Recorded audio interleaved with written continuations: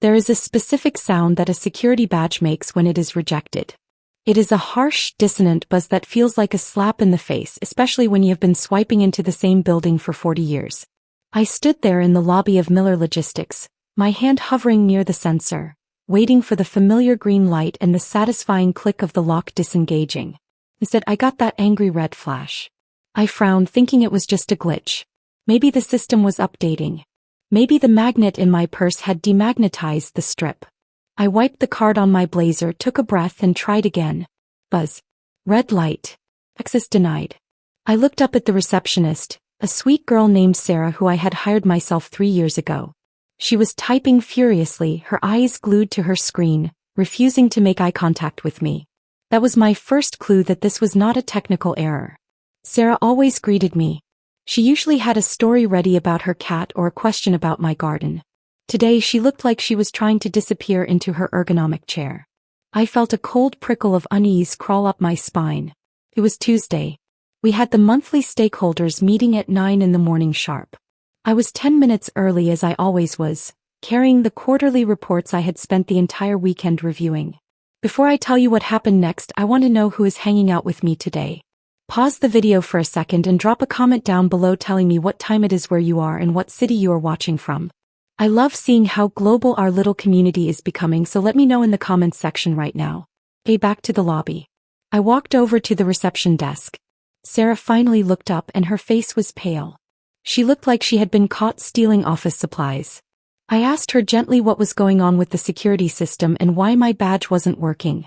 She stammered, her voice barely a whisper, telling me that she didn't know and that she had just been given a list of deactivated IDs this morning by the executive office. She wouldn't even look me in the eye.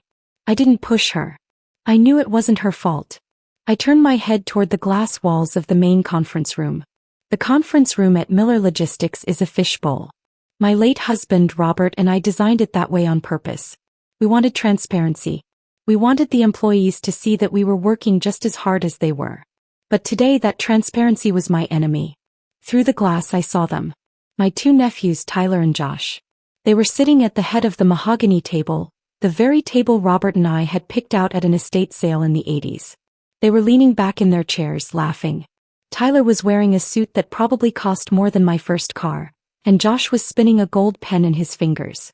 They looked like kings of the world. I tapped on the glass. It was a thick, soundproof pane, but the vibration was enough to get their attention. Tyler stopped laughing. He looked slowly toward the lobby. When his eyes met mine, I expected him to look surprised. I expected him to jump up and run to the door, apologizing for the mix-up. I expected some respect. Instead, a slow smirk spread across his face. He nudged Josh and they both looked at me like I was a zoo animal on the wrong side of the enclosure. Tyler didn't stand up. He didn't reach for the door release button. He just raised his hand and gave me a little wave. A dismissive, shooing motion. Like you would use to get rid of a stray cat. My blood turned to ice and then instantly boiled. I'm not a woman who makes scenes. I was raised to be composed, to handle business behind closed doors, and to never let them see you sweat. But the audacity of these 2 boys was unlike anything I had ever experienced. These were the boys whose diapers I had changed. I had paid for their college tuitions when their parents, my sister and her husband, fell on hard times.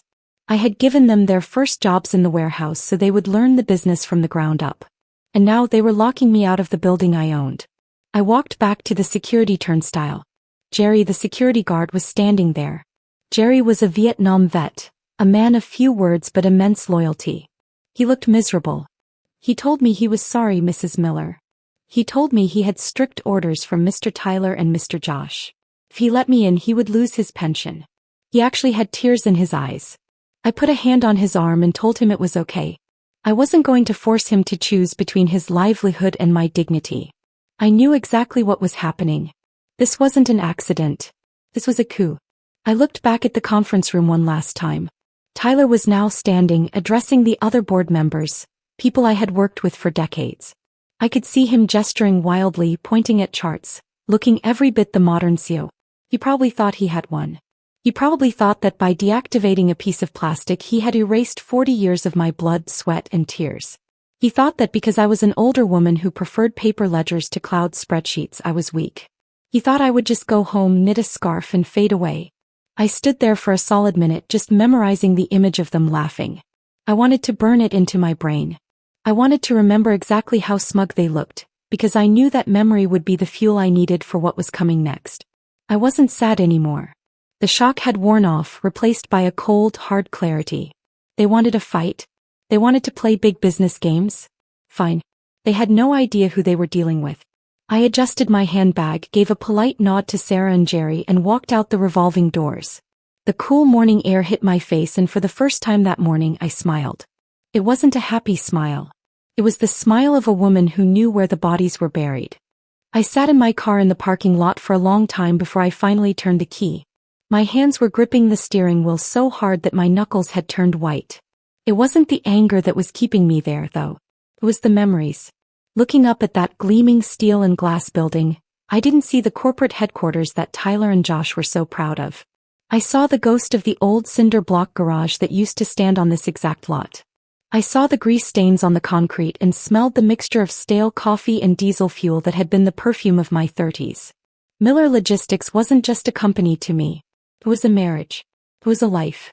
Robert and I started this business 42 years ago with one beat-up delivery truck and a kitchen table covered in invoices. We didn't have investors. We didn't have modern finance strategies. We had credit card debt and a refusal to quit. I remember the winter of '89 when the heater in our first warehouse broke down. We couldn't afford to fix it and pay the drivers in the same week. So Robert and I worked in our parkas, seeing our breath in the air, packing crates until 3 in the morning so we could make payroll. I learned how to fix a carburetor before I learned how to bake a lasagna. I negotiated contracts with tough-as-nails union bosses who thought a woman belonged in the kitchen, and I made them respect me by knowing the price of every bolt and tire in the fleet. That is the part that hurts the most. Those boys, Tyler and Josh, they have no idea what that kind of cold feels like. They have never had to choose between paying the electric bill or filling up the gas tank of a delivery van. They were born into the comfort that Robert and I broke our backs to build. When my sister, their mother, went through her divorce, Robert and I stepped in. We treated them like the sons we never had. We paid for their private schools, their summer camps, and their fancy business degrees. We thought we were investing in the future of the family.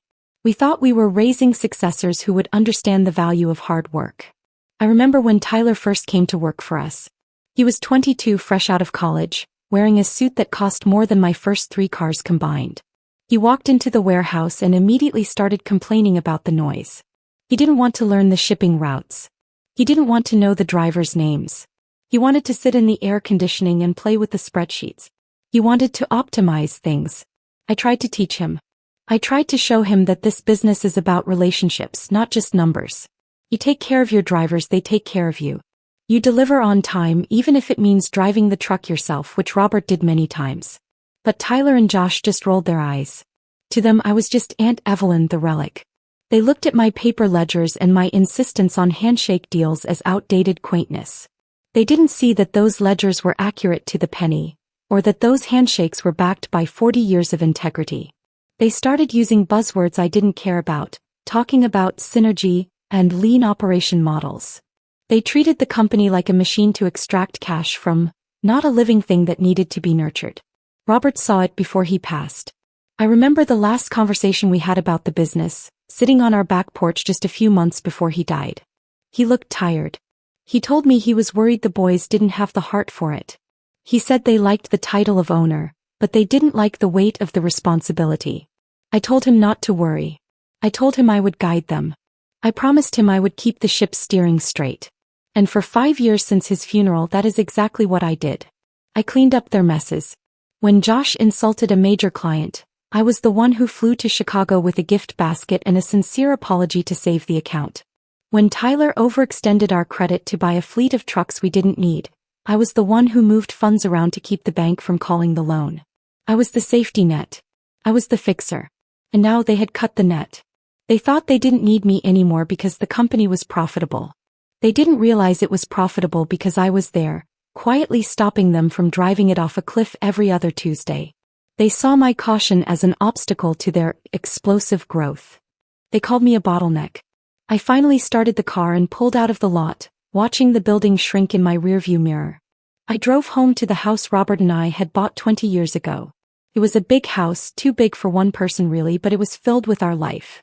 I walked into the hallway and saw the photo of us from the groundbreaking ceremony of the new headquarters.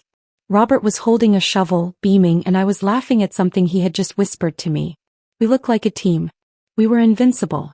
I walked into the kitchen and made myself a cup of tea, my hands shaking slightly as I held the kettle. The silence in the house was deafening. Usually I would be at the office right now, shouting over the phone or laughing with Sarah at the front desk. Now I was exiled. But as I sat there, sipping my tea and looking at the empty chair where Robert used to sit, the sadness started to shift again. I remembered something Robert used to say when competitors tried to muscle us out of a territory. He would say, "Evelyn, let them think they've won the sprint. We're running a marathon." My nephews thought they had won. They thought locking the doors was the end of the story. They had no idea that the foundation of that building wasn't made of concrete. It was made of paperwork. Paperwork that was sitting in a fireproof safe in my basement, not in their cloud server. They wanted to play modern finance? Fine. But they forgot that the rules of the game were written by the people who built the stadium. And I still had the rulebook. The tea in my cup had gone cold, but I hadn't taken more than a sip. My laptop sat open on the kitchen island, the screen glowing with the familiar blue interface of our company's internal communication server. I still had remote access, at least for now. I watched the notifications roll in one after another, pinging like hail on a tin roof. Meeting adjourned. Minutes updated. Executive Order 402. The subject lines were cold and clinical, stripping away 40 years of history with a few keystrokes. I clicked on the summary of the meeting I had been physically barred from attending just an hour ago. The header was in bold, aggressive font. Restructuring and leadership transition strategy. My phone buzzed on the counter. It was Tyler. I stared at the screen for a moment, debating whether to throw the phone into the sink or answer it. I took a deep breath, channeled my inner poker player and swiped the green button. I put it on speaker so I wouldn't have to hold the device against my ear, as if that small distance could protect me from the toxicity radiating from the other end. "Aunt Evelyn," Tyler's voice filled my kitchen. He didn't sound sorry. He sounded exhilaratingly breathless, like he had just run a marathon or won a jackpot. "I see you've left the premises. I tried to catch you, but Jerry said you took off." "I didn't have much choice, did I, Tyler?" I replied, my voice steady. "Considering you deactivated my badge like I was a disgruntled intern." "Look, that was for your own benefit," he said, the condescension dripping from every syllable. "We didn't want a scene. Josh and I, well, we had to make some hard decisions this morning. Decisions that required a fresher perspective. We took a vote, Evelyn. The board is unanimous. We're moving you to an emeritus position." "Emeritus," I repeated. The word tasted like ash. "That means retired, Tyler. It means a plaque on the wall and a silence in the boardroom. It means honoring your legacy." Josh chimed in. He must have been listening on the other end. "But Auntie, let's be real. The market is pivoting. We're looking at blockchain integration for supply chain transparency. We're looking at leveraging our real estate assets to buy into a high-growth tech logistics startup in Silicon Valley. These are complex financial instruments. It's modern finance. It's not balancing a checkbook at the kitchen table anymore." There was the insult I had been waiting for. Not balancing a checkbook. As if managing a multi-million-dollar logistics fleet through 3 recessions, a fuel crisis, and a pandemic was simple arithmetic. They truly believed that because I didn't use jargon like synergy or disruptive innovation, I was simple. They mistook wisdom for senility. "So," I said, keeping my voice dangerously calm, "you voted me out of operations because I don't understand modern finance. Is that the official reason?" "It's about agility," Tyler corrected, though he didn't deny it. "We need to be agile. We're leveraging the Miller Logistics brand to secure a massive capital injection. The bank is practically throwing money at us based on the projections Josh and I put together. We're going to triple the company's valuation in 6 months. But we can't do that with you pumping the brakes every time we want to take a risk. You're too risk-averse, Aunt Evelyn. It's an old-school mindset. We love you, but you're holding us back." I looked at the photo of Robert on the wall. He would have laughed in their faces. He knew that risk-averse was just code for not stupid. I realized then that they had probably been planning this for months. They had courted the younger board members, promised them massive payouts, and painted me as the stumbling block to their riches. They had used the very shares I gifted them, shares I gave them so they would feel a sense of ownership, to build the majority they needed to slit my throat. You're leveraging the real estate, I said, clarifying. You're putting the headquarters, the warehouses, and the land up as collateral for this loan? It's standard practice, Josh said, sounding annoyed that he had to explain it to me. It's called unlocking liquidity. This is why we made the change. You hear collateral, and you get scared. We hear opportunity. The bank is on board. The paperwork is already being processed. We signed the final restructuring deal on Friday. By Monday, Miller Logistics will be a 21st-century powerhouse. And what if I object? I asked. Tyler laughed. It was a short, sharp sound. You can't object, Aunt Evelyn. You're outvoted. You're emeritus now. You can come to the Christmas party and give a toast, but the steering wheel is ours. We've already removed your signature authority from the operating accounts. It's done. My heart hammered against my ribs, but not from fear. It was adrenaline. They had removed my signature authority from the operating accounts. That was true. They could buy staples and pay for their fancy lunches without me. But they had missed something. In their arrogance, in their rush to embrace modern finance and digital records, they had forgotten to check the dusty physical archives. They had forgotten the founding charter of the corporation. I see, I said. Well, boys, you seem to have it all figured out. Modern finance and all. We do, Tyler said, his voice softening with fake sympathy. Go work in your garden, Auntie. Enjoy your retirement. You've earned it. Let us handle the heavy lifting. Hey, I said. Good luck with the bank, boys. We don't need luck, Josh scoffed. We have analytics. I hung up the phone. The silence returned to the kitchen, but it felt different now. It wasn't heavy anymore. It was charged. They had humiliated me. They had told me I was obsolete. They had dismissed 40 years of experience as checkbook balancing.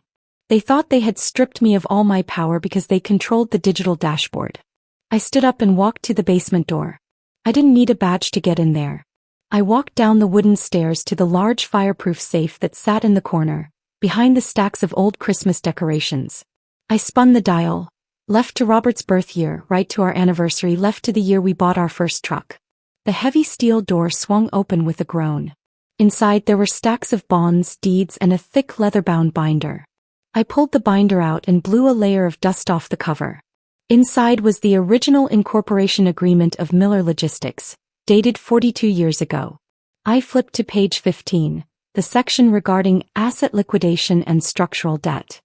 There, in black and white, was a clause Robert had insisted on. He had grown up poor and he was terrified of banks taking everything he owned. He had written a doomsday clause into the very DNA of the company. It stated that no real property owned by the company could be used as collateral for external debt exceeding 10% of the company's value without the physical, notarized signatures of the original founders. Me. They could vote me out of the CEO chair. They could cut off my email. They could call me senile. But they couldn't mortgage a single brick of my buildings without my pen on the paper.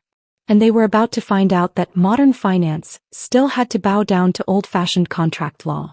Friday morning arrived with the kind of sunshine that makes you want to believe everything is right in the world. For my nephews, I imagine they woke up feeling like kings. Today was their coronation day. They were heading to the bank to sign the paperwork that would leverage Miller Logistics to the hilt, flood the accounts with cash, and buy them their tickets to the tech bro lifestyle they so desperately craved. For me, I was doing exactly what Tyler had suggested. I was in my garden. I was kneeling in the dirt, pruning my prize-winning hydrangeas. There is something deeply satisfying about pruning.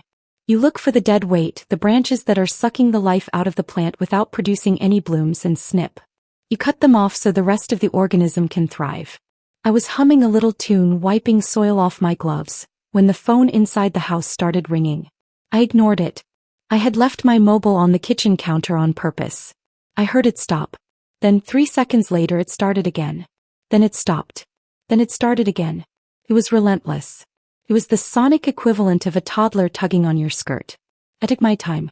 I finished the hydrangeas, moved on to the rose bushes, and carefully deadheaded the faded blooms.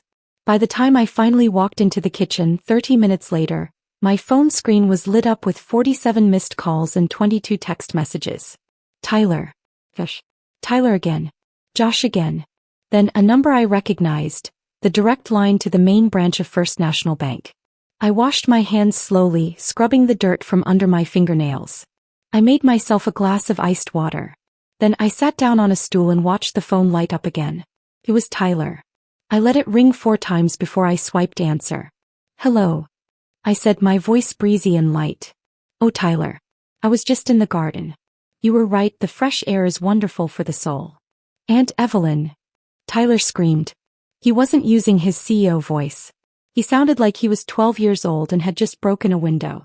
I could hear chaos in the background, muffled voices, the shuffling of papers, and the distinct, high-pitched panic of Josh arguing with someone. Where have you been? We have been trying to call you for an hour. I told you, I said calmly. I'm retired. Retired people garden. What do you need? I thought you had a big meeting with the bank today. We are at the bank, he hissed. We are sitting in the boardroom with the vice president and the lawyers for the tech acquisition. We were about to sign the restructuring agreement. The pen was literally in my hand, Evelyn. That sounds exciting, I said, taking a sip of my water. Don't let me keep you. You don't understand, he yelled, his voice cracking. Mr. Henderson stopped the meeting. He said the collateral assessment was flagged by legal. He pulled out some ancient document from the archives. Some founding charter, or something. Ah, I said. The incorporation agreement of 1982. Yes. That. Tyler was breathless. He says there's a clause. Clause 15? Something about asset liquidation limits? He says the bank cannot accept the warehouses as collateral without the original founder's signature. He says your signature is the only thing that validates the deed transfer because Uncle Robert is gone. That sounds correct, I said. Robert and I wrote that clause to protect the company from impulsive, high-risk financial decisions. You know, the kind that modern finance seems so fond of. This is insane. Josh's voice came through the speakerphone now. He sounded near tears. Auntie, you don't understand. We've already committed to the Silicon Valley deal. We put down a non-refundable deposit using the company's operating cash.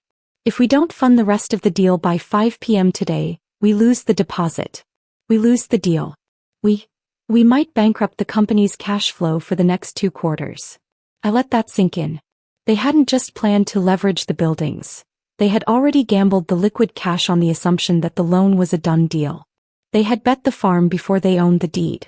It was exactly the kind of arrogant amateur mistake I had spent 5 years preventing them from making. That sounds like a very stressful predicament, I said, keeping my tone devoid of sympathy. But I'm not sure what it has to do with me. I'm emeritus, remember? I don't understand these complex financial instruments. I'm just an old woman with a checkbook. Stop it. Tyler pleaded. We are sorry, okay?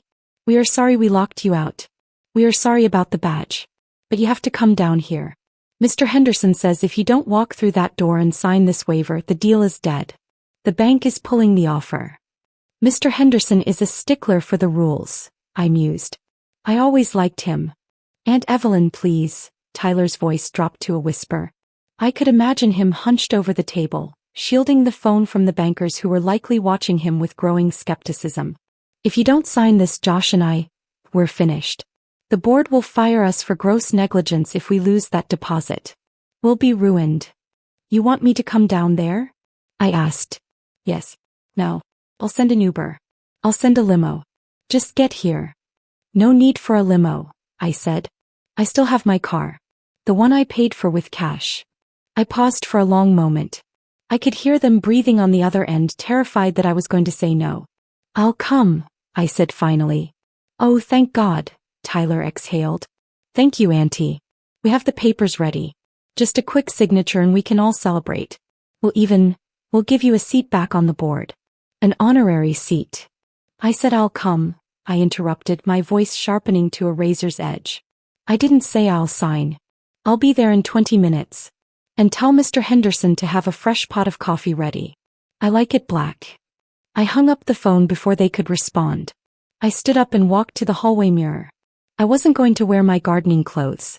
I went upstairs and put on my best suit, The navy blue power suit I had worn to the funeral and to the union negotiations and to every major battle of my life. I put on my pearls. I applied my lipstick. They thought I was coming to save them. They thought I was the nice old auntie who would bail them out one last time because family is family. They were wrong. I wasn't going there to save their deal. I was going there to teach them a lesson about what ownership really means. I grabbed my purse, checked my reflection one last time and winked at myself. It was time to go to the bank. Walking into the First National Bank felt less like entering a financial institution and more like walking onto a stage where the final act of a play was about to begin. The air conditioning was set to a frigid temperature, but as soon as the receptionist led me toward the executive conference room, I could practically smell the sweat in the air. I took my time walking down the hallway. I nodded to the tellers I recognized. I admired the art on the walls. I was in no rush. When the heavy oak doors swung open, the scene inside was almost comical. On one side of the table sat Mr. Henderson and his legal team. They looked bored, checking their watches, clearly ready for lunch. On the other side sat Tyler and Josh. They looked like they had just run a marathon in a sauna. Their ties were loosened, their hair was messy, and Tyler was chewing on his fingernail, a habit he hadn't had since he was 6. When they saw me, they practically jumped out of their chairs. "Aunt Evelyn," Tyler gasped, rushing over as if he wanted to hug me. I held up a hand, stopping him in his tracks. "Sit down, Tyler," I said, my voice echoing slightly in the large room. "You look disheveled. It's not very professional." I walked to the head of the table, the seat Tyler had presumably been occupying before I arrived, and placed my purse down. "Hello, Mr. Henderson," I said, turning to the banker. "It's been a while. How is your wife's hip surgery recovery coming along?" "It's going well, Evelyn. Thank you for asking." Mr. Henderson smiled, genuine warmth returning to his face. "I'm sorry to drag you down here, but as I explained to your nephews, the bank's hands are tied. The 1982 charter is ironclad. No founder signature, no deal." "I understand completely," I said. I pulled out the chair and sat down slowly. Great, Josh stammered, sliding a thick stack of documents toward me. He was shaking so badly the papers rustled against the mahogany. "So, the signature line is right there, Auntie. On page 42. Just a quick scribble and we can get the funds released and save the day." I put on my reading glasses. I looked at the document. It was a monstrous agreement. High interest, variable rates, and risking every single asset Robert and I had built. It was a terrible deal. It was modern finance at its worst. High risk, high reward for the brokers and zero security for the actual business. I closed the folder with a heavy thud. "No," I said. The room went dead silent. You could have heard a pin drop on the carpet. What do you mean, no?" Tyler whispered, his face draining of all color. "I mean, I'm not signing this," I said, taking off my glasses. "It's a bad deal, boys. You're over-leveraged. You're betting the company's existence on a startup that hasn't turned a profit in 5 years. Robert would have fired anyone who brought this proposal to his desk." "But the deposit," Josh shrieked, standing up. "We used the operating cash. If we don't get this loan to cover it, the account is empty. We won't make payroll next week. We'll be in breach of contract." "I know," I said calmly. "That sounds like gross negligence to me. Using operating capital for a non-refundable deposit on an unapproved acquisition? That's a fireable offense. In fact, if the shareholders found out, you too would be personally liable for the loss. You could be sued for everything you own. Your fancy cars, your condos, your stock portfolios. Gone." Tyler slumped back into his chair. He looked like he was going to be sick. They realized the trap they had walked into. They had tried to lock me out, but they had locked themselves in a cage with a lion. "However," I continued, turning to Mr. Henderson, "I am not willing to let Miller Logistics fail because of the incompetence of its temporary leadership. Mr. Henderson, is the bank willing to extend a standard line of credit to cover the operating shortfall? Not this massive acquisition loan, but a standard bridge loan to cover payroll and operations." "Under normal circumstances, yes," Mr. Henderson said, looking at the boys. "But frankly, Evelyn, given the current leadership's decision-making, we view the company as high risk. We can't lend to them." "I agree," I said. "I wouldn't lend to them either. But would you lend to me?" Mr. Henderson smiled. If you were the active CEO, Evelyn? Absolutely. Your credit rating is impeccable. I turned back to my nephews. So here's the deal, boys. I am not signing your restructuring plan. That deal is dead. You are going to lose that deposit, and that is a painful lesson you will have to swallow. But, Tyler started. I am speaking, I said sharply. I will personally guarantee a bridge loan to save the company from the mess you made. I will ensure payroll is met. I will ensure the lights stay on. But I will only do it on one condition. I reached into my purse and pulled out 2 single sheets of paper I had typed up before I left the house. I slid them across the table. Resignation letters, Tyler read, his voice trembling. Effective immediately, I said. You resign from the board. You resign from your executive positions. You return your voting shares to the family trust, which I control. In exchange, I save you from bankruptcy. I save you from being sued by the shareholders. I won't press charges for negligence. You walk away with your dignity and I clean up your mess. You can't do this, Josh cried. We're family. Family doesn't lock family out of the building, Josh, I said softly. Family doesn't call their aunt obsolete while trying to steal her legacy. You wanted modern finance? This is a hostile takeover. And I just won. They looked at each other. They looked at Mr. Henderson, who was cleaning his glasses, clearly enjoying the show. They looked at the resignation letters. They knew they had no choice. If they walked out that door without my help, they were ruined. Slowly, painfully, Tyler picked up the pen. He signed the letter. Josh followed suit. I took the letters and placed them in my purse. Then I signed the paperwork for the bridge loan Mr. Henderson's assistant brought in. Thank you, Evelyn, Mr. Henderson said, shaking my hand. It's good to have a steady hand back on the wheel. It's good to be back, George, I said. I stood up and looked at my nephews one last time. Sarah at the front desk has a box of cardboard for you to pack your things. I want your offices cleared out by 2 p.m.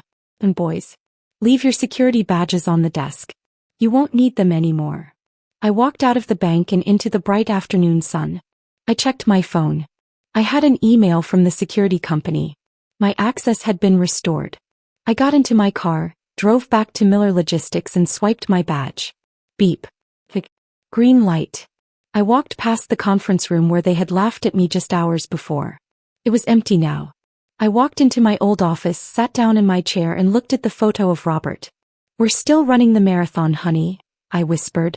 And that is how I took back my company from my ungrateful nephews. They wanted to erase me, but they forgot that ink is thicker than water, especially when it's on a founding contract. So what do you think? Was I too harsh on them, or did they get exactly what they deserved? Let me know in the comments below. And if you enjoyed this story of sweet legal revenge, make sure to hit that like button and subscribe to the channel for more stories like this. See you in the next one.